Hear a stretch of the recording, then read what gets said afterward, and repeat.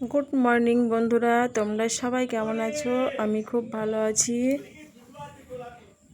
আমার ভিডিওটা শুরু করছি এখন। এখন বাজে হচ্ছে সকাল 8:45। আমার সমস্ত বাসি কাজ শেষ, রান্নাঘরে চলে এসেছি। রান্না করব বলে ছেলে গেল মাংস আনতে। তা আমি ভাবছি শাকগুলো একটু বেছে নিই। শ্বশুরকে বললাম কটা সজনের পাতা ভেঙে এনে দিল। সেই শাকগুলোকেই রেডি করছি পরিষ্কার করে। এর মধ্যে মাকড়সা থাকে, পোকা থাকে অনেক, তাই শাকগুলোকে একটু উল্টে পাল্টে দেখে শাকগুলোকে বেছে নিচ্ছি। ছেলে আস্তে আস্তে শাকগুলোকে বেছে নিয়ে তারপরে ভাবছি একটু চা করব, চা খাবো, তারপরে রান্নাটা বসাবো। চা খাবো যদিও উনুন ধরাবো, তারপরে চা করব, তারপরে খাবো। শাকগুলোকে বেছে তারপরে কাটবো, কেটে নিয়ে রান্না বসাবো। তারপরে তোমরা একটু দেখতে থাকো, সঙ্গে থাকো, ভালো লাগবে আমার। কেমন হয়েছে ভিডিওটা জানিও। ভিডিওটা একটু বড় হয়ে যাবে, ধৈর্য ধরে তোমরা দেখো সবাই। একটু স্পিডে শাকগুলো বেছে নিচ্ছি, দেখেছো? ভীষণ তাড়া, টাইম শর্ট, এর মধ্যে ভিডিওগুলো কমপ্লিট করতে হবে আমার।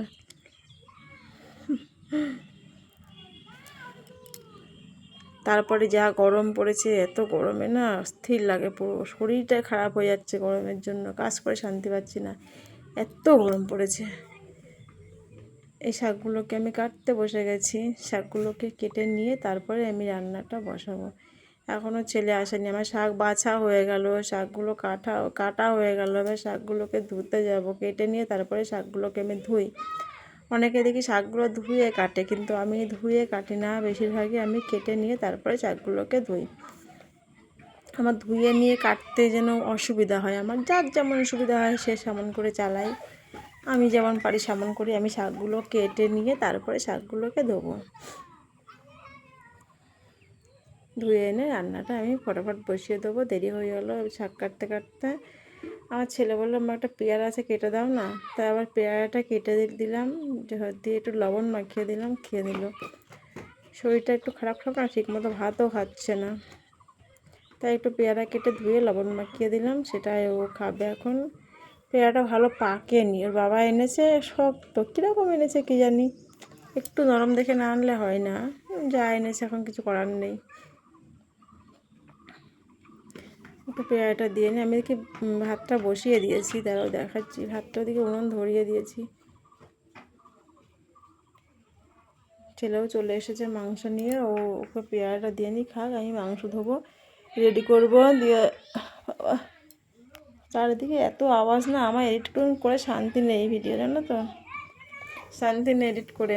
চারিদিকে এত আওয়াজ আসে। আমাদের বাড়িতে এত লোকজন, জানেন তো, খুব অসুবিধা হয়, কিছু করার নেই। সবাই চারিদিকে চেঁচামেচি করে, সেই আওয়াজটাই বেশি আসে। ঠিক আছে, তোমরা একটু আমার সঙ্গে থাকো। এ দেখো, আমি ভাতটাও বসিয়ে দিয়েছি, উনুনটা জ্বলছে, দেখেছো? উনুন ধরিয়ে দিয়েছি। এখানে মাটি দিয়ে করা না, দুটো উনুন ছিল প্রথমে, তারপরে একটা উনুন বন্ধ করে দিয়েছি, একটাতে করি। দুটো উনুনে পারি না আমি, কেননা এই সব কিছু রেডি করতে পারি না। তরকারি মারকারি কাটাকুটো রেডি করা হয় না, ওর জন্য আমার একটাই ঠিক আছে, একটাতেই হয়ে যায়। ফালতু দুটো উনুন কী করবো, তাই একটা বন্ধ করে দিয়েছি। এইদিকে চলে এসছে আমার ছেলে মাংস নিয়ে। এই যে মাংসটা বের করছি। এখন শাকগুলো ঢাকা ছিল, শাকগুলো কেটে রেখেছি। মাংসটা ধোবো এবার।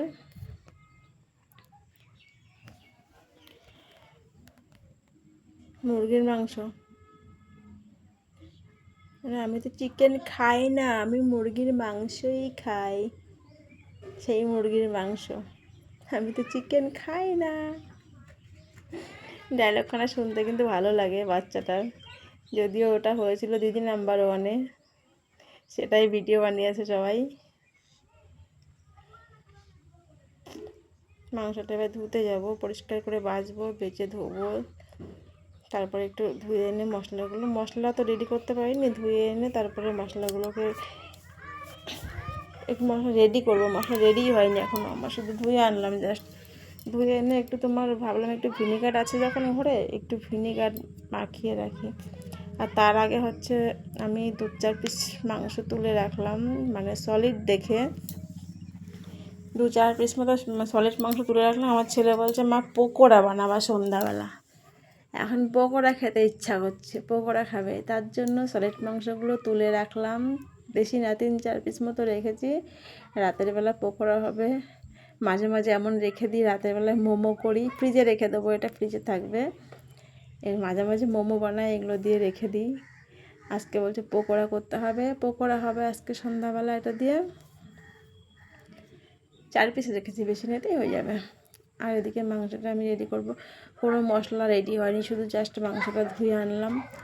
ঘরে ভিনিগার ছিল, একটু ভিনিগার দিয়ে আর একটু লবণ হলুদ দিয়ে মাখিয়ে রাখলাম, রেখে তারপরে মশলাটা আমি করব। এখনও কোনো মশলা করা হয়নি।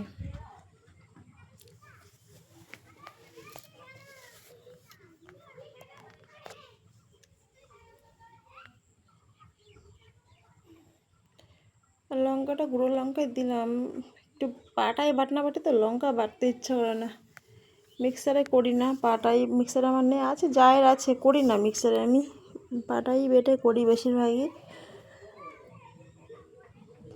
তাই লঙ্কাটা গুঁড়োটাই দিলাম। লঙ্কা দিয়ে লবণ হলুদ দিয়ে আর একটু ভিনিগার দিয়ে মাংসটাকে একটু মাখিয়ে রেখে দিই।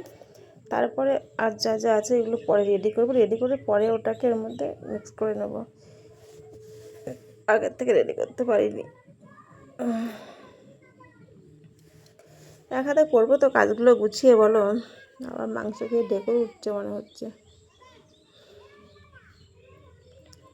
আমি কিন্তু কোনো রান্নার রেসিপি দিচ্ছি না এখানে, এটা হচ্ছে আমার ব্লগ, তাই আমি যেটুকু পাচ্ছি সেটুকু তোমাদের সঙ্গে শেয়ার করছি। আমি কমপ্লিট রান্না দেখাবো না, কমপ্লিট রান্না আমি দেখাবো না, আমি এমন করেই চলবো। এই মাঝে একটু একটু দেখাবো, ব্যাস। আবার কি, এটা মাখিয়ে তারপরে আমি মশলাগুলো রেডি করব। ওদিকে ভাতটা আমার হয়ে যায়, ওদিকে শাকটা আমার বসাবো, ওদিকে মাংস রেডি করে শাকটা বসিয়ে দেবো। মাংস হোক আস্তে আস্তে। রেডি। সজনের পাতা বেঁচেছিলাম না প্রথমে, সজনের পাতাগুলো ভাজা ভাজা করবো, একটু পেঁয়াজ দিয়ে, একটু রসুন দিয়ে আর লঙ্কা দিয়ে। সজনের পাতা ভাজা খেতে আমার ভালো লাগে, তাই মাঝে মাঝেই করি আমি, আজ নতুন না। কিন্তু সজনের পাতা ভাজা, সজনের পাতা খেলে নাকি সবাই বলে প্রেশার ডাউন, মানে লো হয়ে যায়, জানি না আমি ঠিক মতো। তাও আমার ভালো লাগে বলে আমি মাঝে মাঝে খাই, কিন্তু আমার প্রেশারটা সত্যিই ডাউন বলছি বারে বারে। প্রেশারটা সত্যি লো হয়ে যায়, প্রায়ই লো হয়ে যায়, কিসের জন্য হয় জানি না। যাই হোক, খেতে ইচ্ছা করে খাই, তারপরে যা হয় হবে, পরে দেখা যাবে, অত ভেবে কাজ নেই, যখন যা হয় হবে। খাওয়ার দরকার খেয়ে নিই।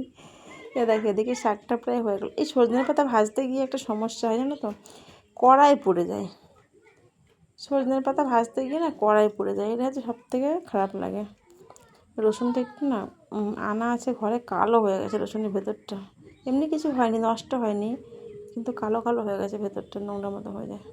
থাকলেই নষ্ট, যা থাকবে তাই নষ্ট হয়ে যায়। এমনি রসুন পেঁয়াজ টেয়াজ খুব কম খাওয়া হয় তো, এক মাছ মাছ তো না, মানে মাংসটা রান্না করলে, ডিম টিম করলে তবেই খাওয়া হয়, তাছাড়া খাওয়া হয় না।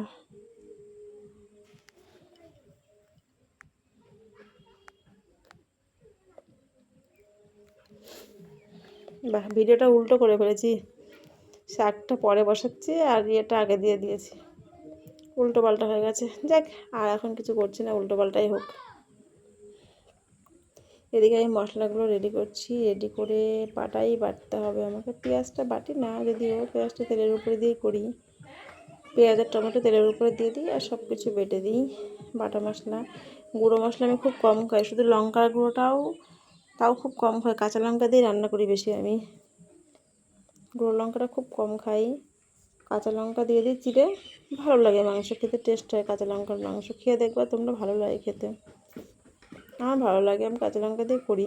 শুধু কি কালারটা হয় না, আর কালারের জন্য কাশ্মীরি লঙ্কার গুঁড়ো, সে তো গুঁড়ো খেতেই হচ্ছে না, তার জন্য আমি দরকার নেই, কালার দিয়ে কী হবে, রান্না হলে ভালো হলেই হলো, রান্না নিয়ে কথা।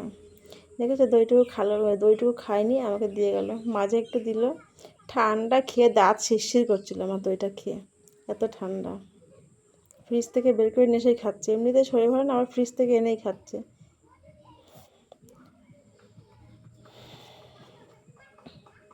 এদিকে আমার শাকটা হয়ে গেল রান্না, রেডি করতে করতে, মাংসের মশলা রেডি করতে করতে শাকটা হয়ে গেল।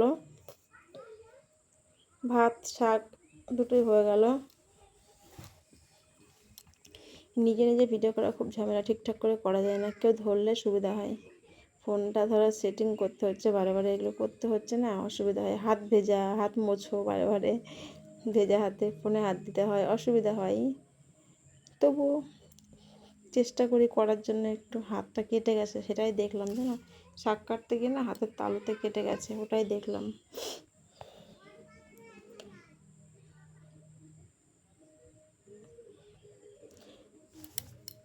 এবার মশলাটা রেডি করে নিই, বাটনা করি, জানো তো পাটাই বাটনা করি, আমি পাটাই বাটনা করছি।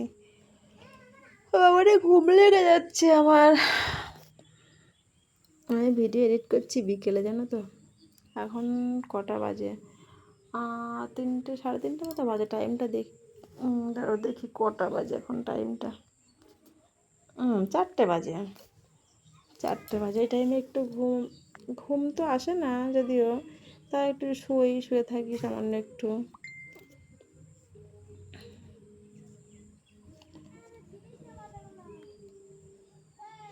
শুয়ে থেকে টাইম কাটা, যদি ঘুম আসে হয়তো 10 মিনিট মতো ঘুমিয়ে নিই, কি আধ ঘন্টা ঘুমিয়ে নিই। কোনো দিন আসে ঘুম, কোনো দিন আসে না, অনেক সমস্যা। ঘুম রাত ছাড়া আমার দিনে ঘুম হতে চায় না, এটাই সমস্যা। একটু ভিডিওটা যদিও বড় হয়ে যাচ্ছে, ঠিক আছে, একটু কষ্ট করে তোমরা একটু দেখে দিও ফুল ভিডিওটা, সবাই একটু দেখে দিও।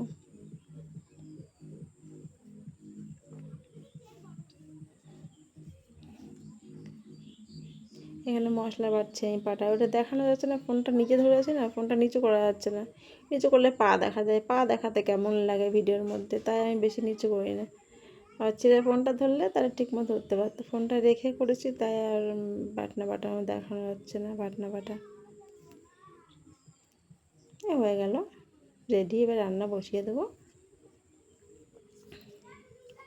রান্না বসিয়ে দিই, আর বেশিক্ষণ করবো না ভিডিও, রান্না বসিয়ে আবার তারপরে একেবারে চলে যাব খাবারের ঘরে, একেবারে খেতে দেবো, দিয়ে ভিডিওটা ওখানে শেষ করে দেবো। বেশি বড় হয়ে গেলে আবার অনেক বড় হয়ে যায়, ধৈর্য থাকার দরকার দেখার জন্য আবার ভিডিওটা। আলু ভাজা হয়ে গেল এদিকে, দেখেছো, বলতে বলতে। পেঁয়াজগুলো তেলের উপরে দিয়ে দিলাম, দিয়ে মাংসটা দেবো এবার। ফ্যান অফ করে দিয়েছি ভিডিও এডিট করার জন্য, ভীষণ গরম লাগছে। এই যে মাংসটা বসিয়ে দিয়েছি বলতে বলতে। আমার মাংস যখনই আমি রান্না করি, তখনই আমার ছেলে, মা আমার জন্য 1 পিস কষা মাংস রেখো, রাখতেই হবে। যদি এক একদিন ভুলে যাই, এই রান্না করতে করতে লাইভ করি, এক একদিন ভুলে যাই রাখতে, জানো তো, তখন আমার ছেলে রাগ করে, হ্যাঁ তুমি শুধু লাইভ করো, লাইভের দিকে খেয়াল রাখো। আমি বললাম 1 পিস কষা মাংস রাখবা, তুমি রাখো নি, তাই মনে করে রাখতে হয়, তাও এক একদিন ভুলে যাই। কী করা যাবে বলো, সব দিন কি মন সমান থাকে? ওর জন্য আজকে যেহেতু মনে আছে, ভিডিও বানাচ্ছি, ও পিছনে দাঁড়িয়ে আছে যে মা মাংস রাখবো আমার জন্য। ওঠেও না খুন্তিতে, খুন্তিতে উঠতেও চায় না, কি জ্বালা। যাই হোক, ভিডিওটা আর বড় করবো না, তোমরা সবাই ভালো থেকো। আমি ভিডিওটা এখানে আমি শেষ করছি। অডিকে শুধু খেতে দিয়েছি, আমরা এখনও কেউ খাইনি। সবাই খুব খুব ভালো থেকো, সবাইকে টাটা, আবার দেখা হচ্ছে নতুন কোনো ভিডিওতে। টাটা, সবাই খুব খুব ভালো থেকো,